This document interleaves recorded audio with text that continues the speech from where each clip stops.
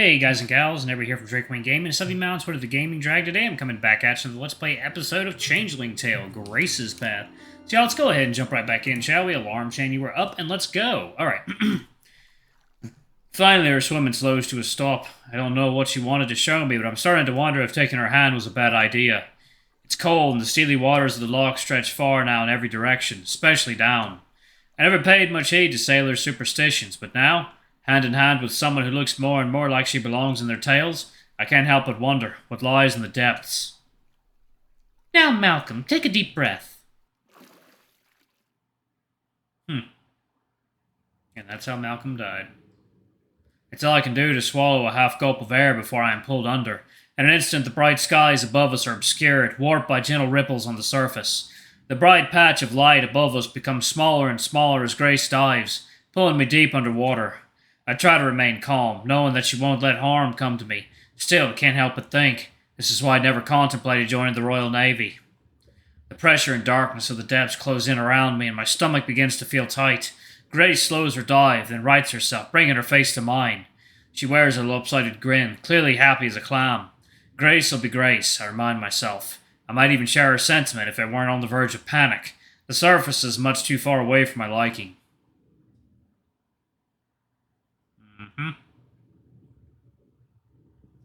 Grace silently wraps herself around me and presses her face into mine.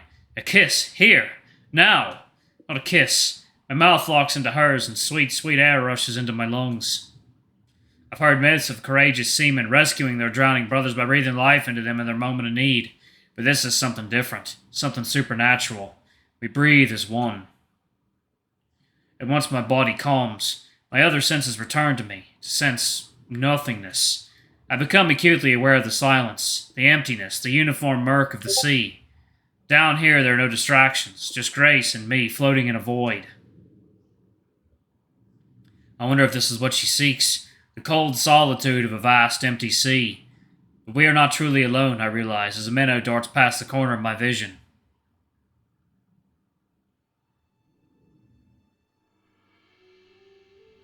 Other larger shapes start to appear. Have they come to investigate these two strange visitors to their domain? Or perhaps they were always here, simply revealing themselves once becoming accustomed to our presence. The sea creatures start to circle us. Fish, turtles, jellyfish, sharks.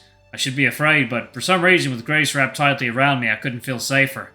This is her domain as much as theirs. Of that, I no longer have any doubt. I return my eyes to hers as she looks knowingly back at me. This is what she wanted to show me.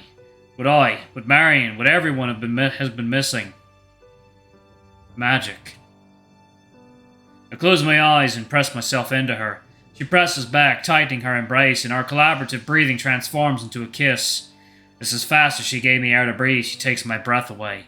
The taste of the salty sea on her tongue is delightful and welcome. I focus on the sensation and pressure of our mouths engaged in their own instinctual movements of give and take. Any lingering chill from the cold loch waters is warded away by the warmth radiating from her body.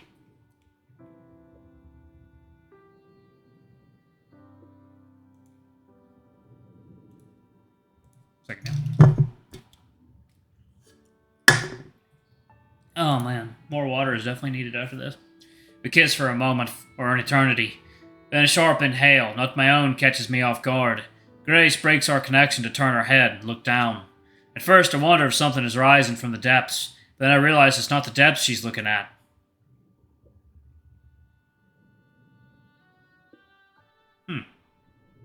She's looking at the tail now snaking out from beneath her dress. Not the nub from before, but a scaly, undeniably tail-shaped appendage. It must be 4 feet in length and tipped with an array of delicate webbing. The bright blue color shines even among the deep, dark waters.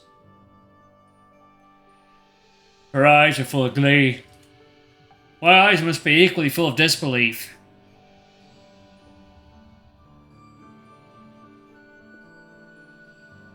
She gives the tail a flip and takes off in a flourish. The underwater ballet that follows would put any Royal Academy dancer or trained performance seal to shame. I'd appreciate it all the more if I weren't once again on the verge of drowning. My arms wave frantically for her attention. She swims back in a flash and gives me another deep, passionate kiss, filling my lungs with life and my stomach with butterflies. She then takes my hand and pulls me rapidly to the surface.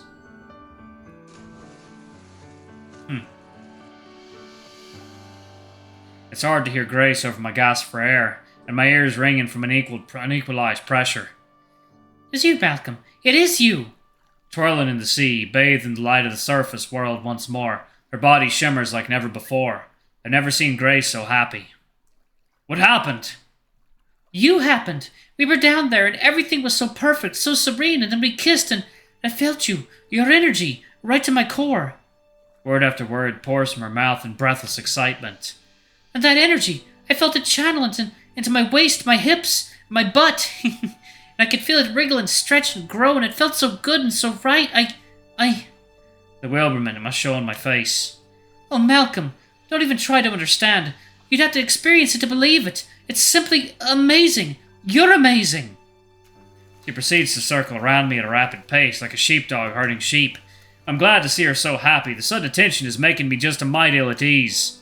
I don't know if I'm comfortable being held responsible for Grace growing a tail. In fact, I'm definitely uncomfortable that I might unwittingly cause tail growth in anyone.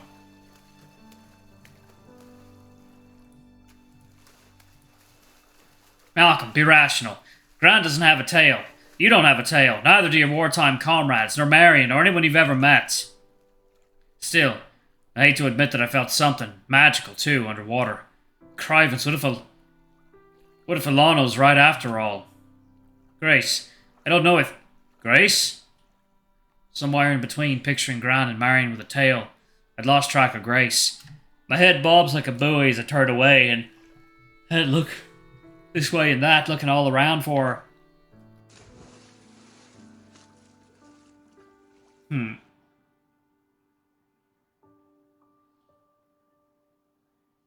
sea erupts beside me, and the sun is momentarily blocked out by Grace's form as she arcs over my head, twirling with Grace.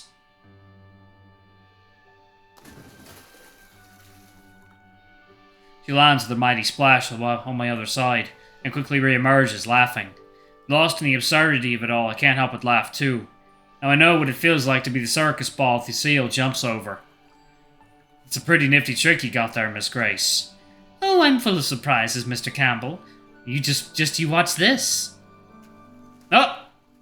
Still grinning, I watch her take off down the lake, then dive underwater with hardly a ripple. My grin falters when I see just beyond the small outline of a rowboat and its fisherman skipper. Uh-oh.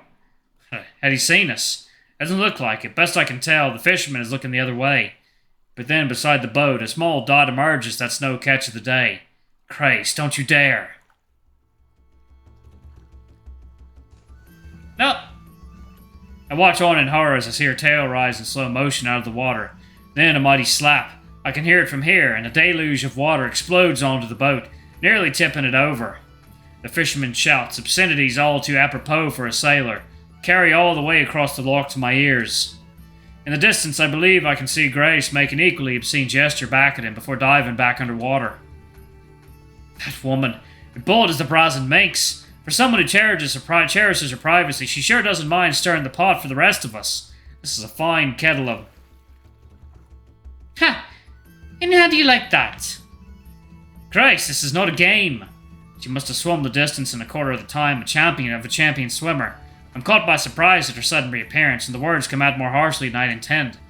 Oh, don't be a wet blanket. You sound like my sister again. I see all too well Grace can get on Marion's nerves, but I'm not so easily exasperated as her sister. At least not yet. I try to speak more evenly and choose my words carefully. Grace, the town's already abuzz about a mermaid sighting.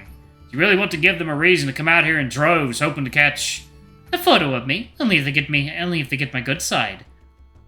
No, you goose, to catch you! She darts around behind me in a second flat. I'd like to see them try.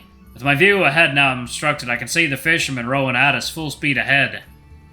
Come back here, you salmon-headed scallywag, and your dewdrop of a merman friend, too. A merman? Heaven forbid word gets to Gran this Sunday. The pews will quake with tittle-tattle. I sense that I recognize the voice. It's the fishmonger from this morning. The mermaid rumours will never be put to rest now. Away and boy you had, you witless heron! Grace! What? Afraid of a few more curses flying our way. I'm more worried about getting whacked over the head with an oar. Then follow me. Before I know it, I'm being dragged along, feel tilt through the water. Our ship's caught the trade winds, and my head feels like the prow. and we dive under, throwing our pursuer off our trail beneath the waves. I struggle to hold my breath, but we emerge after not long.